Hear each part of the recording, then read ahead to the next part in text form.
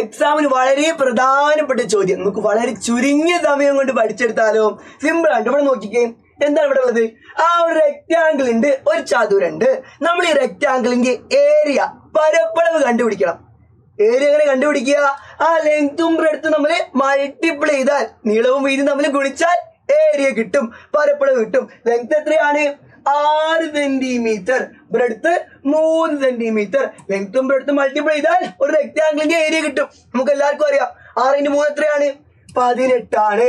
18 centimetre square ആണ് ഇതിന്റെ area. എന്തുകൊണ്ടാണ് മാഷെ സെന്റിമീറ്റർ സ്ക്വയർ എടുത്തത്? കാരണം ലെങ്തും ബ്രെഡ്ത്തും എന്തിനാ തന്നത്? cm, സെന്റിമീറ്ററിലാണ് തന്നത്. അപ്പൊ ഏരിയയുടെ കൂടെ എന്താ ചേർക്കേണ്ടത്? cm സ്ക്വയർ, സെന്റിമീറ്റർ സ്ക്വയർ എന്നാണ് ചേർക്കേണ്ടത്. ഒരു സ്ക്വയർ അധികം കൊടുക്കുക. ഇതാണ് ലെങ്തും ബ്രെഡ്ത്തും സെന്റിമീറ്ററിൽ നിന്നാൽ ഏരിയയുടെ കൂടെ സെന്റിമീറ്റർ സ്ക്വയർ കൊടുക്കണം, അല്ലെ? ലെങ്തും ബ്രെഡ്ത്തും തമ്മിൽ മൾട്ടിപ്ലൈ ചെയ്താൽ ഏരിയ കിട്ടും. 18 സെന്റിമീറ്റർ സ്ക്വയർ ആണ് ഈ റെക്ടാങ്കിളിന്റെ, ഈ ചതുരത്തിന്റെ ഏരിയ, പരപ്പളവ്. അങ്ങനെയാണെങ്കിൽ ഇത് വേറൊരു റെക്ടാങ്കിൾ, ഇതിന്റെ ഏരിയ എന്താണ്? ലെങ്ത് എത്രയാണ്? 15 മീറ്റർ, ബ്രെഡ്ത്ത് 2 മീറ്റർ. ലെങ്തും ബ്രെഡ്ത്തും നിന്നാൽ ഏരിയ കാണാൻ വേണ്ടിയിട്ട് ലെങ്തും ബ്രെഡ്ത്തും തമ്മിൽ മൾട്ടിപ്ലൈ ചെയ്താൽ മതി. റെക്ടാങ്കിളിന്റെ ഏരിയ എന്താണ്? 15 × 2 എത്ര കിട്ടും?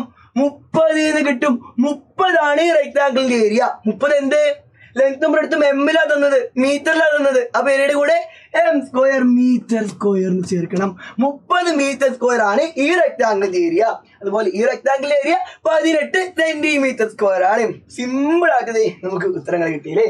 അപ്പൊ ഈ കാര്യം പ്രത്യേകം ഓർത്ത് വെക്കുക. ലെങ്തും ബ്രെഡ്ത്തും സെന്റിമീറ്ററിൽ തന്നാൽ ഏരിയയുടെ കൂടെ സെന്റിമീറ്റർ സ്ക്വയർ ചേർക്കണം. ലെങ്തും ബ്രെഡ്ത്തും മീറ്റർ തന്നാൽ ഏരിയയുടെ കൂടെ മീറ്റർ സ്ക്വയർ ചേർക്കണം.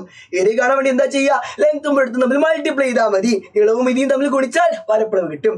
ഈ കാര്യങ്ങൾ എല്ലാവരും ഓർത്ത് വെക്കാട്ടോ. പിന്നെ അതുപോലെ ഈ കാര്യങ്ങൾ എക്സാമിന് വരുന്ന രീതിയിൽ പഠിക്കേണ്ടതുണ്ട്, എന്നാൽ എക്സാമിന് മാർക്ക് കിട്ടുള്ളൂ, അല്ലെ? അപ്പൊ ആ രൂപത്തിൽ നിങ്ങൾക്ക് പഠിപ്പിച്ചു തരാൻ വേണ്ടിയിട്ടാണ് ഇന്ന് വൈകുന്നേരം 7 മണിക്ക് മാഷ് വരുന്നത്. അപ്പൊ ഇന്നത്തെ ലൈവ് ആരും മിസ്സാക്കാതിരിക്കാം, കൃത്യസമയത്ത് തന്നെ ലൈവിലോട്ട് എത്താം കേട്ടോ. നമുക്ക് എന്തായാലും ലൈവിൽ കാണാം. Bye bye.